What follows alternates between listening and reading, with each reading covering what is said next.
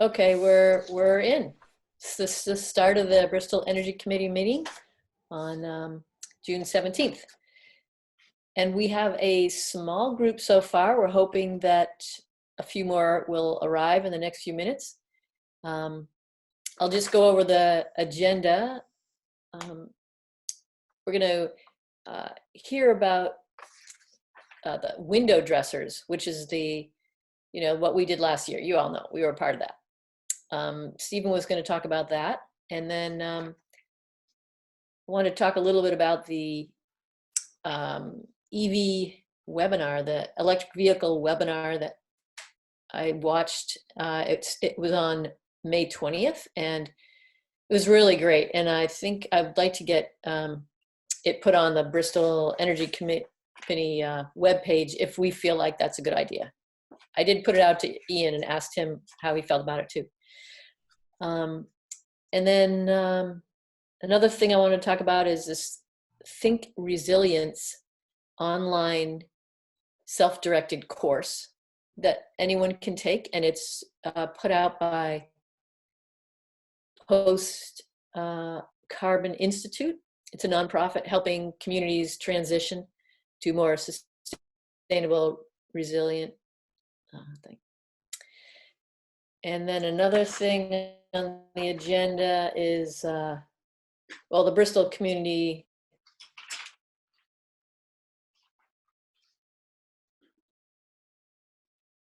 in a roundtable. I thought it would be interesting just to see if anyone has any ideas and just to talk a little bit about anything we might want to focus on, or just what you're thinking around the Energy Committee. That's just a little chat at the end. So looks like Stephen has not arrived yet. So does anyone have anything to either add to the agenda or anything to say before we start? Okay. All right, let's see. Well, I guess I'll just say a little bit about the electric vehicle webinar. This is in case anyone else, I guess no one else is looking in, but this will end up being on Neat TV for anyone to look at. So I want to say stuff so that the public can know if they want. So an electric vehicle webinar was arranged by the Waterbury LEAP Energy Committee, and that LEAP stands for Local Energy Action Partnership. And this Waterbury LEAP is one of the most active energy committees in the state. And so they wanted to arrange this EV electric vehicle webinar with the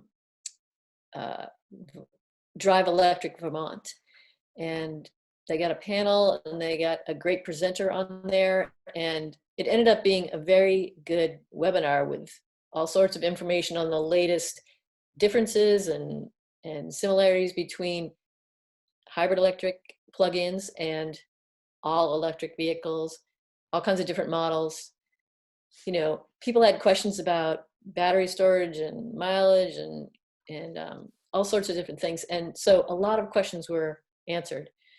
And they're fantastic incentives. You know, they're like a Nissan Leaf base price is like $30,000, but with all the incentives, you could get it for 17 something. And so it was just telling people about what are the incentives for different cars, and there's a lot of information. So that'll be available, I believe, on the Bristol Energy Committee web page on the town website, either today or in the next few days. It's a good way to learn a lot about electric vehicles right now. And I also wanted to say that Waterbury Energy Committee is doing some really neat stuff. They're called Waterbury LEAP. The LEAP stands for Local Energy Action Committee. I mean, partnership. And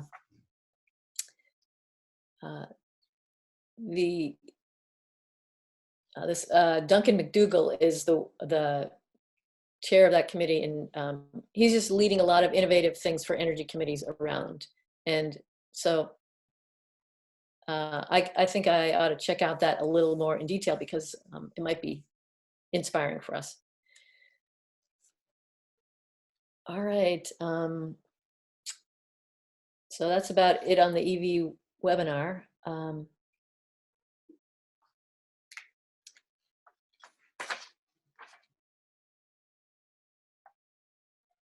I guess, well,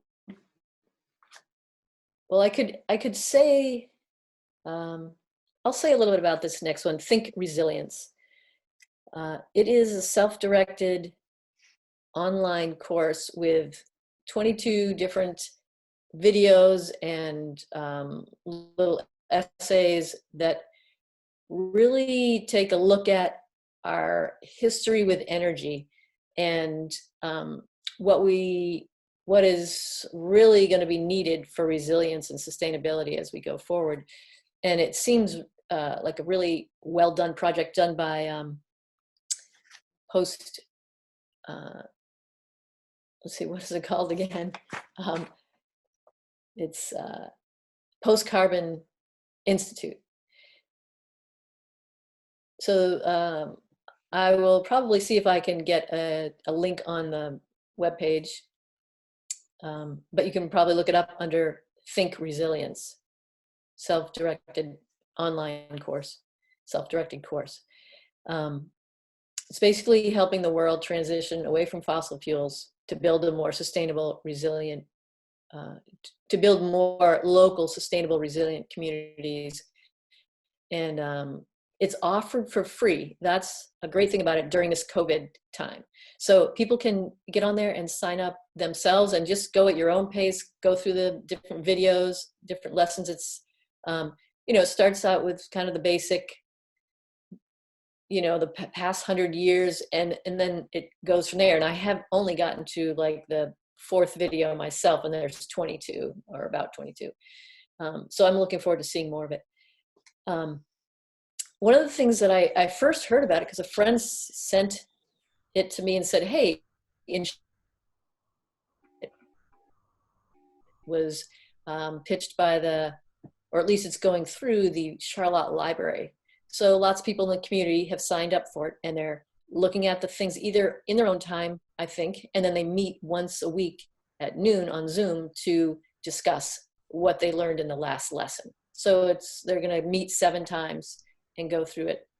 And it sounds like a really good thing for a group of community leaders to watch together, so that then they can work together on like, whoa, this is okay. Now we understand some things together. We're learning together how we could create more resiliency and how we can come together. And so I think it's going to be a powerful thing, but I didn't want to really suggest we do it until I looked through it, just to see what it is and be able to pitch it to more people, knowing what I was talking about. And you found the first 4 episodes engaging, Sally? I did. Yeah. When I was reading the titles of them, I thought, oh, I already know that stuff. Maybe I'd start halfway through or something like that. But then I started at the beginning, and it was like, okay, this is good for me to hear. I'm definitely liking it a lot and looking forward to it. I just started like 2 days ago, and I've been doing other things, so that's why I didn't. And they even say, don't binge on it, to see them, let each one really settle in so you can feel, because it's a lot of interesting stuff to think about. And I just want to say a few of the things that they talk about. The beginning is our converging crises, the roots and results of our crises. It sounds like, oh, that's gonna be a little boring and a bummer, but it's a good base. And I think they do a really good job of speaking and video, and it's really actually very enlivening. And then it gets into making change, thinking in systems, shifting cultural stories, cultural change, and neuroscience. Then it goes into resilience thinking, the 6 foundations for building community resilience. and then on to economy and society, relocalization, social justice, education, and then basic needs and functions. And that's, the last lesson is called review, assessment, and action. So anyway, I think it's well done, and I'll tell you more after I've seen it, but I'll also probably send it to you so you can take a look at it yourself if you want. And I really picture, then identifying a few people we'd want to invite to look at it together, or even put it out on Front Porch Forum and say, hey, is anyone in the community interested in looking at this stuff together and maybe having some discussions? So we're kind of looking forward to some things in our area to work on. All right. Anyone have anything to say? That sounds good. Thanks for your work on it. Good. Great.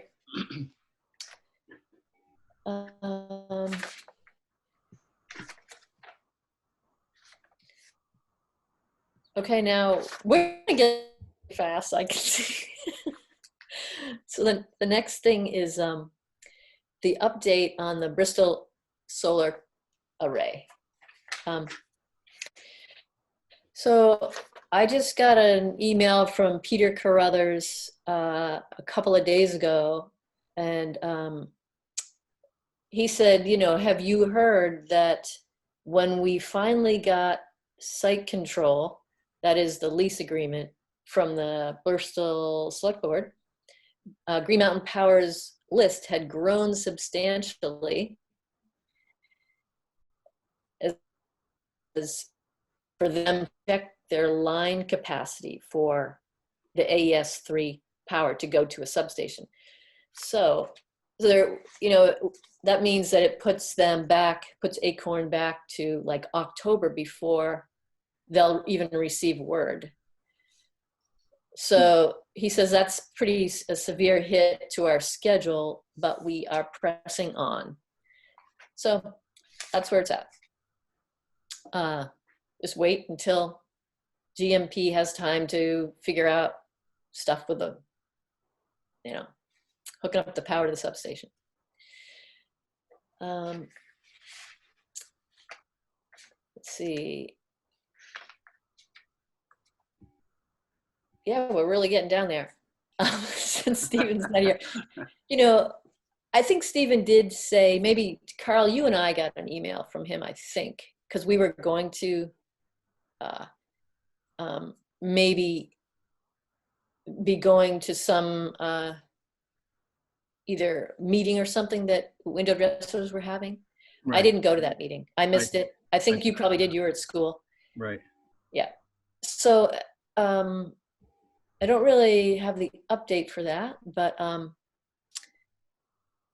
I think the idea was it's not going to happen as usual, but it could be that this year we could focus on a few specific public buildings and really do some sort of assessment of what kind of energy could be saved by putting in these window dressers storms in those buildings.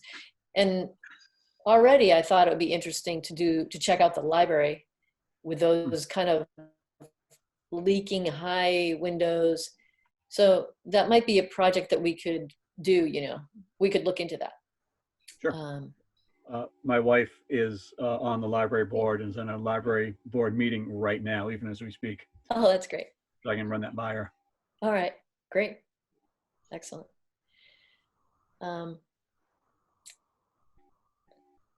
So, boy, I think we're almost getting to the round table. So this is where, if you have any thoughts or ideas, we just get to talk around the table about Energy Committee ideas.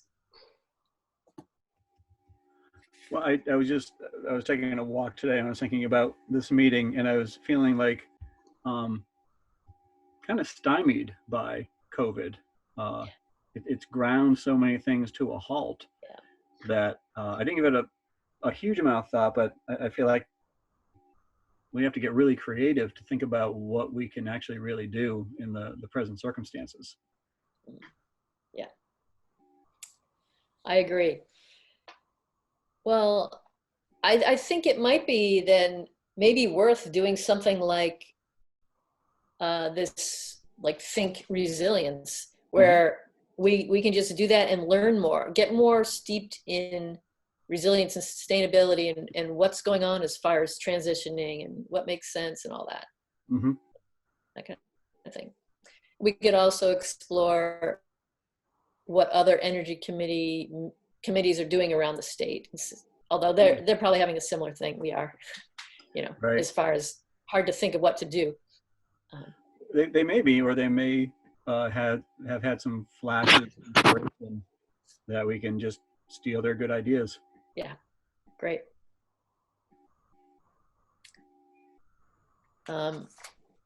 It's certainly an interesting time with such rapid changes in all kinds of things. There's a lot of change happening. Legislation is going to be shifting, and social justice, and education. I mean, schools and education, it's like, whoa, there's so many things to think about right now. Right. And yeah, so yeah, it's an interesting time, very interesting time. Sally, There's a lot of, go ahead. No, finish the topic, and then this is. I guess I was just going to say there's a lot of opportunity, as well as, there's just like, whoa, it's almost overwhelming and stuff like that. But there could be a lot of opportunity if we're working together and making more connections in our local communities, I think. I have a question going back to window dressers. The obstacle, well, there are many, but is window dressers are not creating frames and materials. Is that the roadblock to doing anything along those lines? Honestly, I don't know exactly what, because I wasn't at that meeting that they just had a few days ago. Yeah. But it may be that they don't want to do the production part, but it could be they're concerned about people going into people's homes and doing careful measuring. Right. Like entering people's houses, in and out of people's houses, and then convening a group of people who are working closely together in a workshop to build them. I'm not sure. Yeah, I think all of those are certainly problematic, and maybe most problematic is the fact that they're going into homes. There may be ways to organize the production of it so that, distancing is most, well, no, I'll take that back. There's a couple of jobs that are, one job in particular is a 2-person operation. I was just thinking back to what the role I was playing last time, and it was really a one-person job.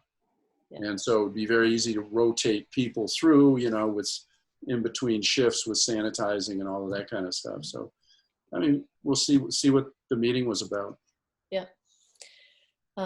Maybe Stephen has a recording of the meeting or something that we could look at, or he could give us a summary, something like that. Yeah. That would be helpful. Yeah. I think that you're right, though, about if we were doing something like, just a library, we could get there when no one's in there and do the measuring. And then as a group, we can work together. We could get a team together to do it safely, I think, Yeah, I mean, service people go into people's homes regularly, I suspect. Yeah, it's true. Yeah. I'm just briefly looking at, so Stephen did send, and to my shame, I didn't read it, but he on June 10th sent kind of synopsis of the meeting. Let's see if I can synopsize his synopsis. Maybe he sent it to me too, and I didn't notice. It does look like the program will be suspended until the 2021-2022 season. However, one idea that has emerged is to see if there are any public buildings, schools, churches, libraries, etc. So yes, the library is a good idea there, Sally, where measuring could occur safely. and which have good potential for energy savings. Using this approach would leave significant hurdles, sourcing the insert kits, the wood components, and build workshop safety. If there's enough interest, we could explore further, starting with a conversation with window dressers on their receptivity and figuring out how it might work. A fair amount of the conversation was on the topic of maintaining and improving local awareness of the program and using time freed up by cancellation of this year's program to build community connections for future programs. Social service providers, business leaders, underserved populations in our community, etc. So that was his. That's great. You know, I did read that now that I think of it. I didn't really write it down, or, you know, so that's great. Thank you. You're welcome. Yeah. So it makes me kind of start brainstorming in my head, well, what, you know, along with the library, what's another possible similar town building that we could focus on. Although the library might be enough in itself. Those are huge windows. And I want to guess they're single pane. Yeah. Yeah. Yeah. I think it's especially the little ones that are way up high all around the top. There are these little ones that are above the regular windows that looked like they could use it. Mm-hmm. And probably once they're up there, they would probably stay there. Yeah, probably. You know? Yeah. I don't know. Or at least on the north side where there's less light damage. Mm-hmm. Who knows? But I think that's a good idea. And yeah, and maybe, you know, who knows? There could be a church or something.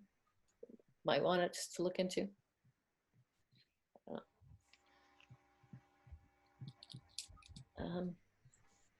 I'll ask my wife to bring it to a library board meeting, if that's okay. Yeah, sure. That sounds great. And maybe getting, well, you've got the wording there, but if Stephen thinks there's any other wording that should go with it, well, you can just ask about it, and then they can check in with us if they want to learn more. Sure. Sounds good. I'll start the ball Sounds rolling great. on that. All right. Thank you. You're welcome.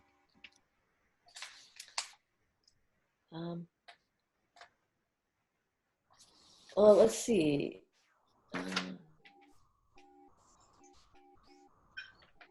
Yeah, I don't really have anything else.